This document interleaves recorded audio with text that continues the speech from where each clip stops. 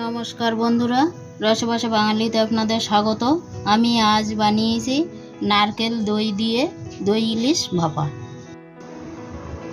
ইলিশ ভাপা করব, তার জন্য আমি এখানে 8 পিস মাছ নিয়েছি। মাছটা প্রথমে আমি ম্যারিনেট করে নেব।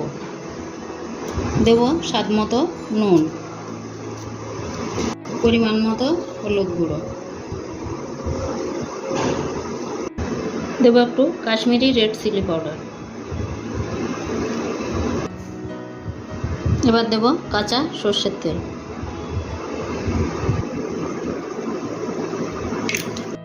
নুন, হলুদ, লঙ্কা আমি মাছের গায়ে ভালোভাবে মাখিয়ে নেব।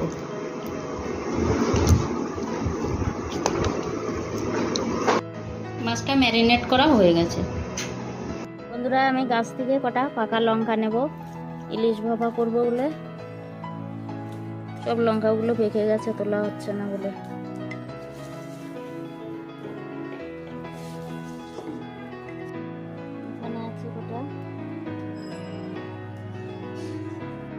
এই গাছেও কটা আছে, তুলে নেব। সব লঙ্কাগুলো পেকে গেছে।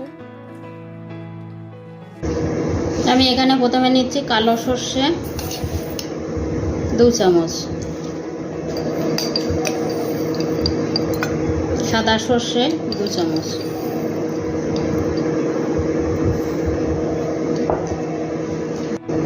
দেব 2 চামচ পোস্ত। এবার আমি জল দিয়ে ভিজিয়ে দেব। দেব টক দই 1 চামচ, 2 চামচ, 3 চামচ। এখানে আছে গাছ থেকে তুলে আনা কাঁচা পাকা লঙ্কা। সর্ষেটা আমি 10 মিনিট ভিজিয়ে রেখেছিলাম। এবার জলটা ঝরিয়ে মিক্সার জারে নিয়ে নিলাম।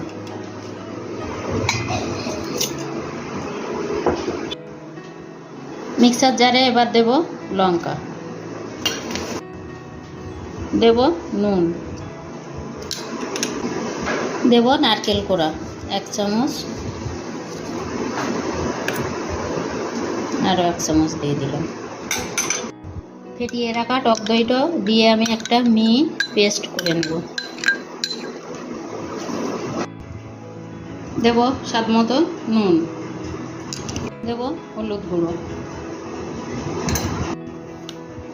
আমি লবণ হলুদ একসঙ্গে ভালো করে মিশিয়ে নেব।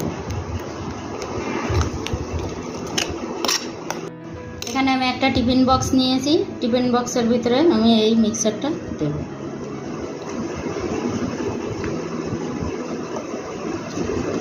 মাছ বসিয়ে দেব।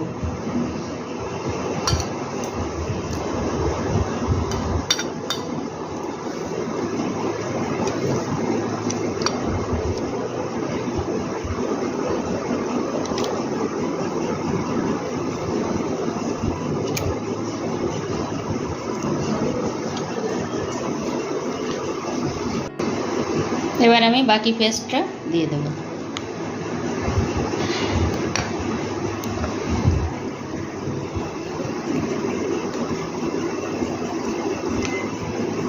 দু পিস মাছ উপরে দিলাম আর বাকিটা সব নিচে আছে। মশলা দেওয়া জলটা একটু দিয়ে দেব। সব শেষে দেব মেন ইনগ্রিডিয়েন্টস কাঁচা সর্ষের তেল।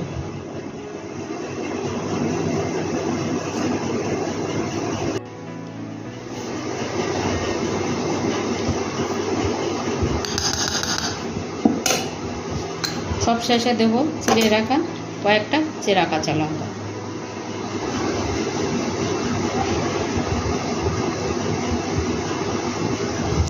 এবার আমি টিফিন বক্সের ঢাকনাটা লাগিয়ে দেব।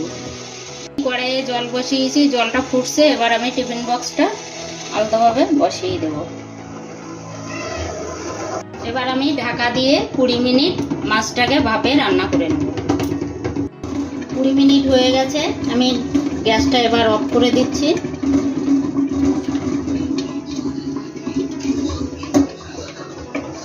ঢাকনাটা আমি খুলে নিচ্ছি। কৌটাটা গরম আছে, কৌটাটা ঠান্ডা হলে আমি আপনাদেরকে সার্ভ করে দেখাবো। গ্যাসটা অনেকক্ষণই অফ করেছি, কৌটাটাও অনেকটা ঠান্ডা হয়ে গেছে। এবার আমি নামিয়ে আনছি। ওটাটা ঠান্ডা হয়ে গেছে। দেখুন বন্ধুরা, দই ইলিশ ভাপা কত সুন্দর হয়েছে।